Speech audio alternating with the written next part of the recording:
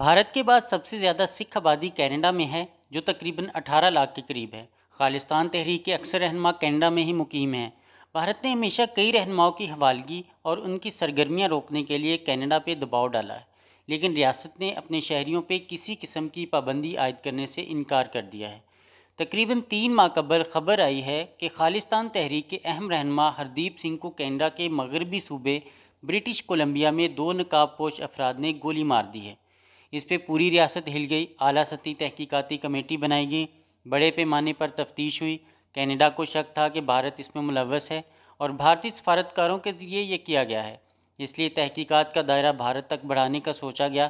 کچھ لنکس ملنے کے بعد G20 کانفرنس میں کینیڈین وزیر اعظم نے مودی سے ملاقات میں یہی مطالبہ دہرایا۔ یوں ملاقات تلخی کا شکار ہو گئی۔ بھارت انکار پہ کینیڈا نے فوراً 2 طرفہ آزاد تجارتی معاہدے پہ ورکنگ روک دی۔ اس کے بعد مزید تحقیقات سے ثبوت مل گئے کہ اس میں بھارت ملوث تھا۔ کینیڈا نے پرسوں اعلیٰ ترین بھارتی سفارتکار پون کمار رائے کو ملک بدر کر دیا۔ وزیر اعظم نے پارلیمنٹ میں اپنی تقریر میں کہا ہے کہ کینیڈا کی سرزمین پر کسی قسم کی کینیڈین شہری کے قتل میں کسی غیر ملکی حکومت کا ملوث ہونا ہماری خود مختاری کے ناقابل قبول خلاف ورزی ہے۔ یہ آزاد، کھلے اور جمہوری معاشروں کی بنیادی اصولوں کی بھی خلاف ورزی ہے۔ کینیڈا نے بھارت سے اپنے سفارتکار واپس بلانے کا اعلان کر دیا ہے۔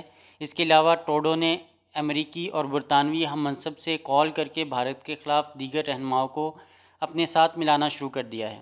اپنے ایک شہری کی موت اور اپنی سلامتی وقار پہ کمپرومائز نہ کرتے ہوئے کینیڈا نے بھارت جیسی عالمی منڈی اور اثر و رسوخ کے حامل ملک سے براہ راست پنگا لے لیا ہے، تاکہ کل کو کسی کی جرأت نہ ہو سکے کہ وہ کینیڈا کے کسی شہری کے خلاف انگلی بھی اٹھا سکے یا ان کی سرزمین استعمال کر سکے۔